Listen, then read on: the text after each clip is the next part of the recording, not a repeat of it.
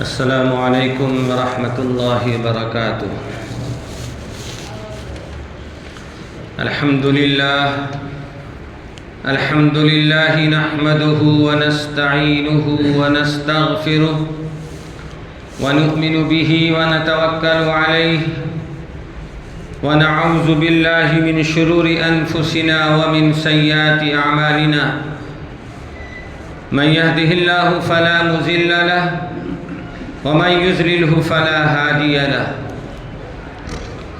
ونشهد أن لا إله إلا الله وحده لا شريك له ونشهد أن محمدا عبده ورسوله أما بعد أرسله بالحق بشيرا ونذيرا وداعيا إلى الله بإذنه وسراجا منيرا فأعوذ بالله من الشيطان الرجيم بسم الله الرحمن الرحيم الله لا إله إلا هو الحي القيوم لا تأخذه سنة ولا نوم له ما في السماوات وما في الأرض وقال في موضع آخر سبحانه وتعالى لا تقنطوا من رحمة الله وقال النبي صلى الله عليه وسلم من قتل نفسه فهو في نار جهنم او كما قال عليه الصلاة والسلام۔ برادران اسلام، بزرگان محترم، امت کے غیور نوجوانوں، ساری حمد و ثنا اور خوبیاں اس خالق و مالک کے لیے جس نے ہم سب کو ایمان کی عظیم ترین نعمت عطا فرمائی، اور لاکھوں درود و سلام ہو امام الانبیاء خاتم الرسل جناب محمد الرسول اللہ صلی اللہ علیہ وسلم پر، جن کی محنت اور کاوشوں کے صدقے میں آج ہم سب مومن اور مسلمان ہیں۔ قرآن مجید کا ایک مزاج ہے، قرآن مجید نے جو اللہ کے احکامات کو بیان کیا ہے، اللہ کی طرف سے جو بشارتیں سنائی ہیں، اور جن جن چیزوں سے منع کیا ہے، ڈرایا ہے، اس کا بڑا عجیب انداز ہے۔ انسانوں کے نفع کی جو چیزیں تھیں، انسانوں کے لیے جو لامتناہی زندگی ہے، ہمیشہ اور کبھی ختم ہونے والی زندگی نہیں ہے، اس زندگی کی تیاری کے لیے قرآن نے ان کی رہنمائی کی ہے، اور جن چیزوں سے نقصان ہے، خسارہ ہے، آخرت کی لامحدود نعمتوں سے محرومی کا ذریعہ اور سبب بن سکتا ہے، اللہ نے اسے منع کیا، اسے روکا ہے۔ مثال کے طور پہ قرآن مجید کی ایک آیت لیجیے، وَأَحَلَّ اللَّهُ الْبَيْعَ وَحَرَّمَ الرِّبَا۔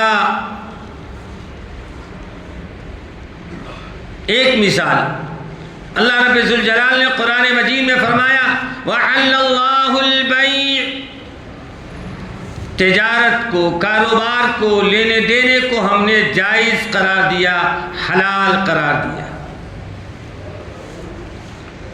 وحرم الربا، اور سود کو ہم نے حرام قرار دیا۔ بیاج، سود، اللہ رب العالمین نے قرآن مجید میں دونوں چیزیں بیان فرما دی، فرمایا کہ ہم نے تجارت کو، بیع کو، کاروبار کو، بزنس کو حلال قرار دیا، وحرم الربا، اور سود اور بیاج کو ہم نے حرام قرار دیا۔ تو اس طرح قرآن مجید کی بے شمار آیتیں ہیں جن کے ذریعے سے، جس سے انسان کو نفع ہو سکتا تھا، فائدہ پہنچ سکتا تھا، نجات اور کامیابی کی منزلوں تک پہنچ سکتا تھا، اللہ نے ان چیزوں کی رہنمائی کی ہے۔ اور جن چیزوں سے انسانوں کو نقصان ہو سکتا سکتا تھا، خسارہ ہو سکتا تھا، اللہ کی نعمتوں سے محرومی کا ذریعہ اور سبب بن سکتا تھا، اللہ نے ان چیزوں سے منع کیا۔ دوسری مثال اللہ نے فرمایا وَلَا تَقْرَبُوا الزِّنَا، خبردار زنا کے قریب نہ جانا، منع کر دیا اللہ نے، روک دیا اللہ نے۔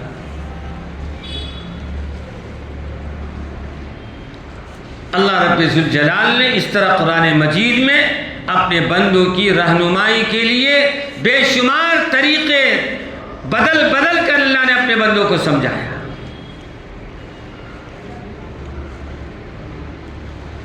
آج ہمارے معاشرے میں جو بگاڑ ہو رہا ہے، معاشرے میں جو فساد ہو رہا ہے، معاشرے میں جو خودکشیاں ہو رہی ہیں، ان کے اسباب کیا ہیں، ان کے وجوہات کیا ہیں، ان کے ذرائع کیا ہیں، اس طرح کے حالات کیوں پیش آ رہے ہیں، اس کا سبب کیا ہے؟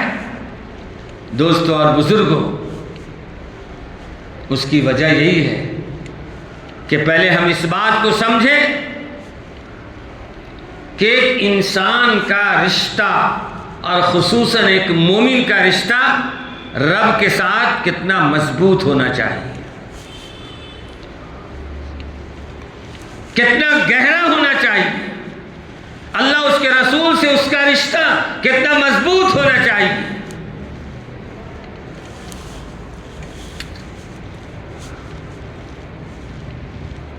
اللہ رب ذوالجلال نے قرآن مجید کی اس آیت میں آپ سماعت کیجئے، اللہ لا الہ الا هو الحی القیوم،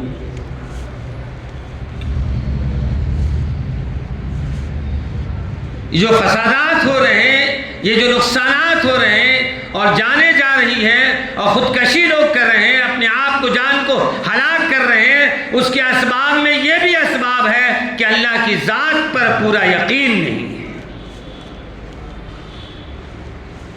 اللہ پر ہمارا پورا بھروسہ نہیں ہے، اللہ سے ہماری بدگمانیاں پیدا ہو جاتی ہے۔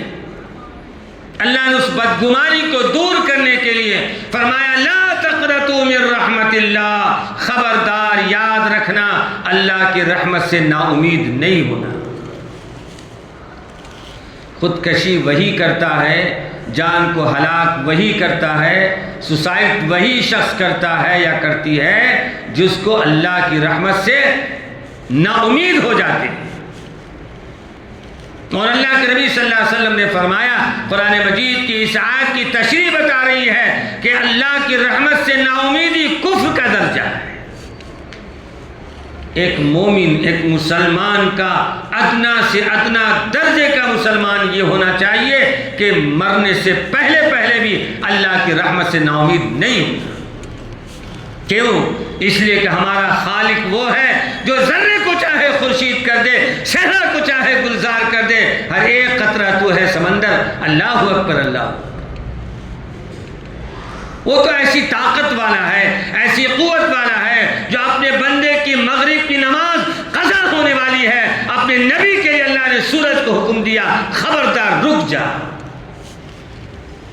پہلے نماز ادا ہوگی، نماز قضا نہ ہونے پائے، اس کے بعد سورج غروب ہوگا۔ وہ تو طاقت والا ہے، قوت والا ہے، اس سے نا امیدی تو کفر ہے ہی ہے۔ ایک مومن کی شان یہ ہونی چاہیے، ایک مومن کی پہچان یہ ہونی چاہیے، ایک مومن کا رد عمل یہ ہونا چاہیے کہ جیسے بھی حالات آ جائیں، جتنی بھی زندگی میں پریشانی آ جائے، خدا کی رحمت سے نا امید نہیں ہونا چاہیے۔ اللہ کی قدرت کو ہمیں پہچاننا ہے، پہلے اللہ سے رابطہ مضبوط کرنا ہے۔ اللہ لا الہ الا هو الحی القیوم، اللہ وہ ذات ہے جس کا کوئی شریک نہیں، اس کے علاوہ کوئی معبود نہیں، بندگی کے لائق صرف وہی ہے، عبادت کے لائق صرف وہی ہے، سجدہ صرف اس کے سامنے کیا جائے گا، کسی اور کے سامنے سر نہیں جھکایا جائے گا۔ وہ زندہ ہے اور قوی ہے، ہمیشہ سے ہے اور ہمیشہ رہے گا، طاقت والا ہے، قدرت والا ہے۔ ایک آن میں سیدنا موسیٰ کلیم اللہ کو دریا نے اللہ کے حکم سے راستہ دیا اور دوسری آن میں فرعون دشمنوں کو ڈوب کر اور زندگی تباہ کر کے اللہ نے دکھا دیا. یہ اللہ کی قدرت ہے. الحی القیوم، وہ زندہ ہے، قوت والا ہے، طاقت والا ہے. جب ہمارا خدا طاقت والا ہے، قوت والا ہے، تو پھر سوسائڈ کیسا؟ اللہ آخری آن تک ہماری مدد کر سکتا ہے. لا تأخذہ سنۃ ولا نوم، فرمایا کہ اس ذات کو نہ اونگ پہنچ سکتی ہے اور نہ نیند آ سکتی ہے، دونوں سے محفوظ ہے. کیا شان والا ہے جی. ایک آن کے لیے، ایک ساعت کے لیے، آنکھ جھپکنے کے برابر ساعت کے لیے بھی اللہ تعالیٰ کس غافل نہیں ہے، بلکہ اللہ کو اونگ بھی نہیں آتی اور اللہ کو نیند بھی نہیں آتی.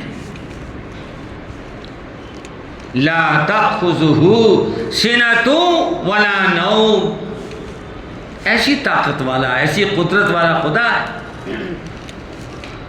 لہ ما فی السماوات وما فی الارض، اسی کا ہے. کس کا؟ اسی ذات کا جو زندہ ہے، طاقت والا ہے، قوت والا ہے، ہمیشہ سے ہے اور ہمیشہ رہنے والا ہے. لہ ما فی السماوات وما فی الارض، جو کچھ کے آسمان میں ہے، جو کچھ کے زمین میں ہے، سب اسی کا ہے. ہمارا کیا ہے؟ تو جو چیزیں آسمان میں ہیں اور جو چیزیں زمین میں ہیں، یوں کہہ لیجئے کہ اللہ تعالیٰ دنیا میں جتنی بھی اشیاء ہیں سب اللہ کا ہے. تو ہمارا 5.5 فٹ کا بدن بھی اللہ کا ہے، تو اللہ کی امانت ہوئی نا. تو اپنے آپ کو سوسائڈ کرنا، خودکشی کرنا، یہ تو اللہ کا جسم ہے. یہ ہمارا ہو تو اپنی مرضی چلتی، یہ تو اللہ کا ہے. اگر سوسائڈ کیا، خودکشی کیا، تو اپنے اوپر ظلم کیا اور اللہ کی امانت کا نقصان پہنچایا. اسی لیے اللہ کے نبی صلی اللہ علیہ وسلم نے اعلان فرمایا، من قتل نفسہ، جس شخص نے اپنے آپ کو خودکشی میں ڈالا، فہو فی النار، ہمیشہ جہنم میں رہے گا. فیہا ابدا، بخاری شریف کی حدیث ہے، فرمایا فیہا ابدا، ہمیشہ جہنم میں رہے گا. کیوں؟ اللہ کی امانت میں خیانت کیا ہے. لہ ما فی السماوات وما فی الارض من ذا الذی یشفع عنده الا باذنہ، کون ہے وہ جو اس کے پاس سفارش کر لے؟ کوئی ہے اس کے پاس سفارش کرنے؟ کسی کے پاس جسارت ہے؟ قیامت کا میدان قائم ہوگا، کسی کی جسارت نہیں ہوگی، جرت نہیں ہوگی، ہمت نہیں ہوگی. انبیاء سے لے کر انسانوں تک کسی شخص کو ہمت نہیں ہوگی کہ اللہ سے بات کر سکے. اللہ اتنے جلال میں ہو، اتنا غضبناک ہو. لہ ما فی السماوات وما فی الارض من ذا الذی یشفع عندہ، اس کے پاس، اللہ کے پاس سفارش کرنے کی کسی کے پاس طاقت نہیں ہوگی، قوت نہیں ہوگی، الا، مگر جس کو اللہ اجازت دے دے. اللہ باذنہ، اللہ جس کو اجازت دیں گے وہی سفارش کرے. اللہ رب العالمین نے اس آیت میں جو آیت الکرسی ہے، یعلم ما بین ایدیہم وما خلفہم، وہ جانتا ہے جو کچھ کے حاضر ہے اور جو حاضر نہیں ہے. خلف کے اصل معنی پیچھے کے آتے ہیں، اور ید کے معنی آگے کے آتے. ہاتھ آگے ہوتا ہے، تو جو پیچھے دیوار کے پاس پیچھے کون ہے ہم میں سے کوئی نہیں جانتا. دنیا کا بڑا سے بڑا علم والا، سائنسداں، قیاس کرنے والا یہ نہیں بتا سکتا کہ دیوار کے پیچھے کون ہے. کیوں؟ یہ صرف اللہ کی ذات کو علم ہے، اسی کو علم غیب کہتے ہیں. یعلم ما بین ایدیہم وما خلفہم، آج سے 1000 سال پہلے جو چیز گزر گئی، اگر کسی کی حیات ہے تو اسے یاد نہیں ہوگا، اور آئندہ آنے والے 1000 سال کے بعد جو چیزیں ہونے والی ہے کسی کو معلوم نہیں ہے، لیکن رب کو معلوم ہے. يعلم ما بين أيديهم وما خلفهم ولا يحيطون بشيء من علمه إلا بما شاء. ہمارا آپ کا سب کا علم تو ایک قطرے کے برابر ہے. اللہ کا جو علم ہے وہ لامتناہی ہے. انسان کے علم میں اور اللہ کے علم میں یہی فرق ہے. انسانوں کا جو علم ہے وہ محدود ہے. جتنا اللہ نے اس کے مقدر میں لکھا ہے اتنا ہی علم اسے ملے گا. لیکن اللہ کا جو علم ہے وہ لامتناہی ہے. اس کا کوئی کنارہ ہی نہیں, اس کی کوئی گنتی ہی نہیں. اس کے علم کو کوئی احاطہ کر نہیں سکتا, گن نہیں سکتا, شمار نہیں کر سکتا. یہ اللہ کا علم ہے. تو بنیادی چیز یہ ہے کہ اللہ کی قدرت پر یقین کرنا, اللہ کی ذات پر بھروسہ کرنا اور اللہ کی ذات سے کبھی بھی نا امید نہیں ہونا. لا تقنطوا من رحمت اللہ. حالیہ اخبار اگر آپ پڑھے ہوں گے تو آپ کو معلوم ہوگا کہ یہ عنوان اس وقت خاص طور سے بیان کرنے کی ضرورت اس وقت اس لیے پڑی ہے کہ امت مسلمہ میں بھی جو ہے سود کی فضا بڑی کثرت کے ساتھ بڑھتی جا رہی ہے, اور جس کے نتیجے میں جانیں جا رہی ہیں, ہلاک ہو رہی ہیں. ٹمکور ضلع میں آج سے چند روز قبل ایک ہی فیملی کے 5 افراد نے خودکشی کر لیا. آج کا اخبار اٹھا کے دیکھیں. اور کس وجہ سے؟ سودی سنگے کیا ہوتا ہے, کچھ سودی کاروبار ہے یا اس کے علاوہ آؤ بھی جو بھی کاروبار ہو, اس سودی کاروبار کی بنیاد پر سود میں کیا ہوتا ہے؟ اللہ نے قرآن پاک میں فرمایا وَأَحَلَّ اللَّهُ الْبَيْعَ وَحَرَّمَ الرِّبَا, کہ بیع کو ہم نے حلال کیا اور سود کو ہم نے حرام کیا. بیع میں کیا ہوتا ہے؟ بیع یہ ہے, تجارت یہ ہے کہ ہم کسی سے کاروبار کیا. اب کاروبار میں قرضہ چلتا ہے. کیا چلتا ہے؟ قرضہ چلتا ہے. آج کے قرض داروں میں, صحابہ میں یہ صفت نہیں تھی. ایک واقعہ سنایا تھا آپ کو کہ ایک صحابی رسول عبد الرحمن ابن عوف رضی اللہ تعالیٰ عنہ اتنے بڑے تاجر تھے. اللہ اکبر اللہ اکبر. لوگوں نے پوچھا کہ آپ کی تجارت جو سریا تک پہنچ گئی, کروڑوں ارب پتی ہیں آپ, اور آپ کی تجارت میں اتنا اللہ نے نفع رکھا ہے, اس کی کچھ کیا وجہ ہے؟ کچھ ہم کو بھی بتائیے فائدہ. تو بتایا میری تجارت ایسی ہے, میں نہ ادھار لیتا ہوں نہ ادھار دیتا ہوں. کیا فرمایا؟ نہ ادھار لیتا ہوں نہ ادھار دیتا ہوں. آج کا دکاندار بھی یہ بولیں گے کہ اگر ادھار نہیں دیں گے تو بجنس ہی نہیں چلے گی. کسٹمر سے چلتی ہے بجنس کہ اللہ چلانے والا ہے. یقین کرنا, پہلے یقین کرنا, اعتماد بحال کرنا. ہم یہاں بیٹھے ہیں, روزی دینے والا وہ ہے, وہ ضرور دے گا روزی. یقین پیدا کیجئے, پہلے اللہ پر بھروسہ پیدا کیجئے کہ وہ بھوکا نہیں لوٹائے گا, واپس نہیں لوٹائے گا, اور آج نہیں دیا تو کل دے گا, اور آج کبھی ملا کر کل دے گا. وہ ایسی طاقت اور قوت والا ہے. تو یہ سودی کاروبار ہے جس کے نتیجے میں ایک فیملی کے 5 لوگوں نے خودکشی کر لیا. اللہ اکبر. اتنا بڑا حادثہ مسلمان صرف سود کی بنیاد پر.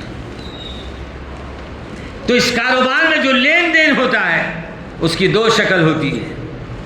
ایک شکل تو حلال طریقے سے کرتے, جسے وہ قرض کرتے, قرض حسنہ. اللہ نے قرآن مجید میں فرمایا وَأَقْرِضُوا اللَّهَ قَرْضًا حَسَنًا, قرض حسنہ دو, محتاج ضرورت مندوں کو اپنا قرض دو, پھر واپس لے لو. اور جانتے ہو جو قرض دو گے تو قرض تمہارا جتنا مال تھا وہ تو واپس ہو جائے گا, اور جتنی بھی اس قرض کے نتیجے میں سامنے والے کی تمہاری طرف سے مدد ہوئی ہے وہ ساری نیکیاں آخرت کے لیے کام آئے. مال تو تم کو پورا مل جائے گا واپس. ایک شکل یہ ہوتی ہے. دوسری شکل یہ ہے کہ قرض ٹھیک ہے ہم آپ کو 50,000 قرض دے رہے ہیں 1 سال کے لیے 6 مہینہ کی، لیکن آپ ہمارے پیسے سے کمائیے، بزنس خوب کمائیے، بڑھائیے، لیکن جب آپ میرا پیسہ 50,000 واپس کریں گے تو یہ جو 50,000 سے آپ نے ٹرن اوور کیا ہے اور کمایا ہے، اس لیے آپ کو 50,000 مجھ کو ایکسٹرا دینا پڑے، 1 لاکھ روپیہ دینا پڑے۔ بیچارہ سوچا 50,000 سے ہم 2 لاکھ تک کما لیں گے اور چلو لے لیتے ہیں، سود پہ لے لیتے ہیں، اسی کو سود کہتے ہیں، اسی ایکسٹرا پیسے کو کیا بولتے ہیں؟ سود کہتے ہیں۔ اب بزنس چل گئی، کاروبار چل گئی، پیسہ واپس کر دے گا، خدا نخواستہ حالات کاروبار ہی تو ہے، کاروباری لوگ جانتے ہیں حالات پیش آتے ہیں۔ ابھی چند سال پہلے کرونا بیماری آئی تو اس میں کیا ہوا؟ بڑے بڑے ارب پتی تاجر کاروبار جو ہے خودکشی کر چکے۔ کیوں؟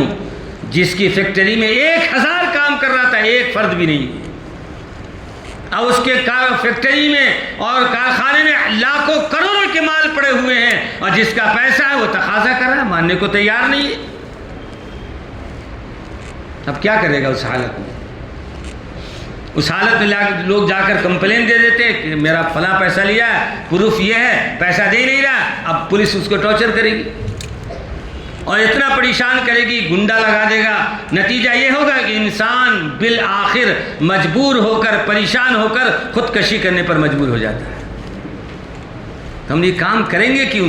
جس کو قرآن نے منع کیا، جس کو حدیث میں منع کیا، جس میں اللہ کے نبی صلی اللہ علیہ وسلم نے منع کیا، وہ کام کیوں ہم کریں گے جس سے ہماری جانے کی نوبت آ جائے،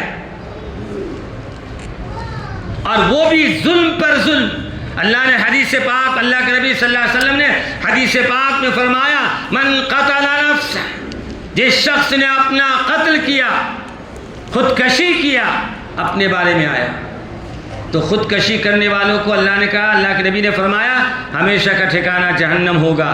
تو جب اپنی جان کو ہلاک کرنے کا اختیار نہیں ہے تو اپنی بیوی بچوں کی جان کو ہلاک کرنے کا اور کہاں سے جواز نکل جائے؟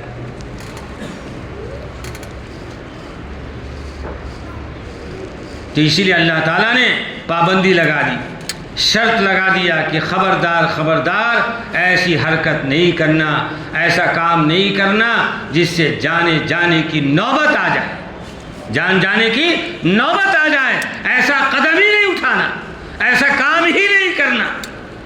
ہمارا منشا، ہماری سوچ، ہماری فکر بس ایک ہونی چاہیے، دنیا میں اللہ نے آخرت کی تیاری کے لیے بھیجا ہے۔ ہماری زندگی کا لب لباب خلاصہ زندگی یہی ہے کہ دنیا میں ہم آئے اسی لیے ہیں کہ آخرت کی تیاری کرنا ہے۔ اسی لیے آدمی جب مرتا ہے، دنیا سے گزرتا ہے، کہتے انتقال ہو گیا۔ کیا ہو گیا؟ مرتا تو وہ ہے جو سر گل جاتا پھینک دیتا ہے، انسان مرتا نہیں ہے، منتقل ہوتا ہے۔ کہتے انتقال ہو گیا، انتقال کا مطلب شفٹ ہونا، منتقل ہونا، ایک جگہ سے دوسری جگہ جانا۔ تو دنیا کی گود سے نکل کر قبر کی گود میں چلے گئے، عالم برزخ میں، اور پھر وہاں سے منتقل ہو کر عالم آخرت میں جمع ہونا ہے۔ اور جب عالم آخرت میں جمع ہونا ہے اور اپنی پوری لائف، پوری زندگی کے اعمال کا حساب و کتاب کے بعد اللہ تعالیٰ فیصلہ فرمائیں گے، اسے جنت میں لے جاؤ، اسے جہنم میں لے جاؤ۔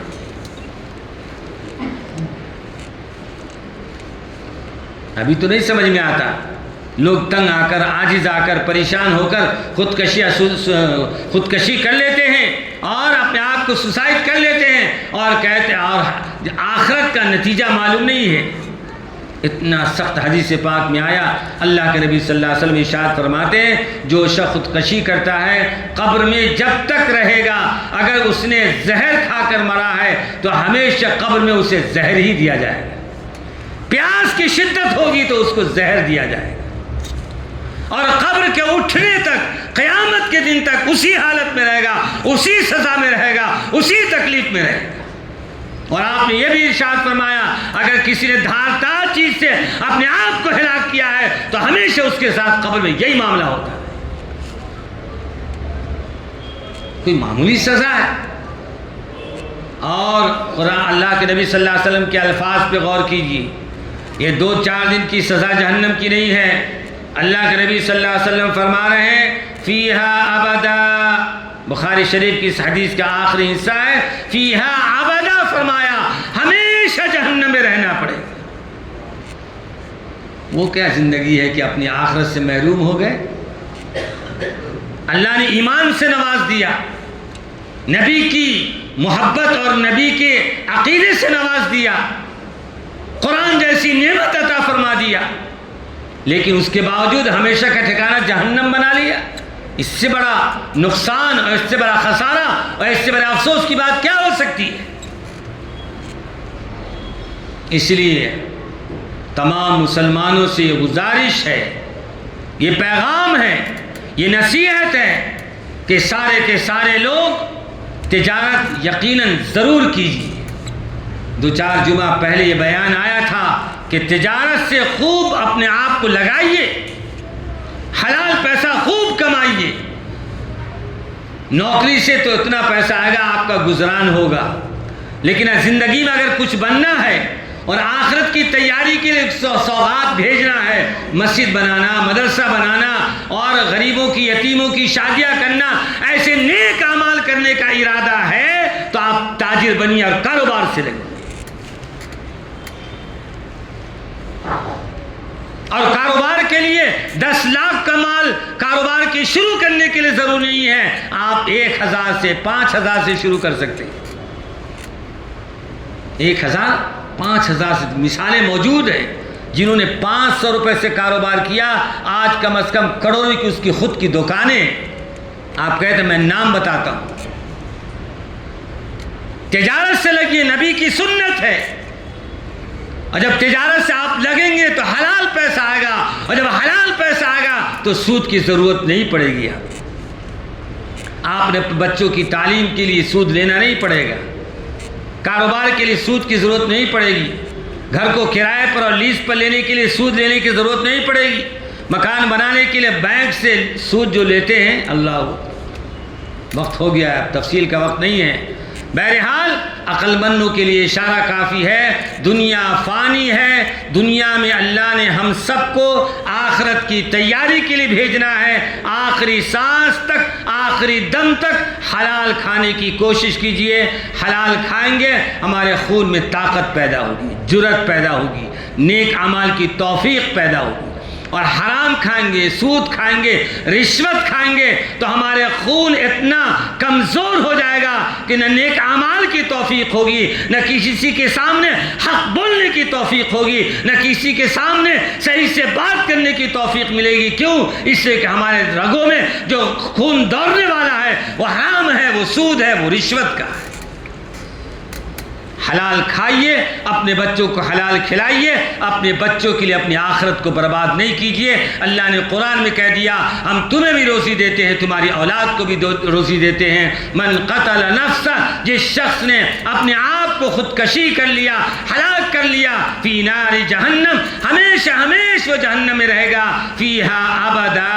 اللہ کے نبی صلی اللہ علیہ وسلم نے، بخاری شریف کی حدیث ہے، اس سے ہم سب کو سبق لینا چاہیے کہ کسی حالت میں بھی سود سے اپنے آپ کو بچانا ہے اور سود سے اپنے آپ کی حفاظت کرنا ہے تاکہ ہماری آخرت برباد نہ ہو سکے. آخرت میں جو نعمتیں ملنا ہے اس کا تصور کرنا بھی مشکل ہے. اللہ تعالیٰ نے ایسی ایسی نعمتیں تیار کر رکھی ہے. اللہ تعالیٰ ہر مومن کو نصیب فرمائے اور ہر مومن کو سود سے، رشوت سے، دھوکے سے اپنے آپ کو بچانے کی توفیق نصیب فرمائے. وآخر دعوانا ان الحمد للہ رب العالمین.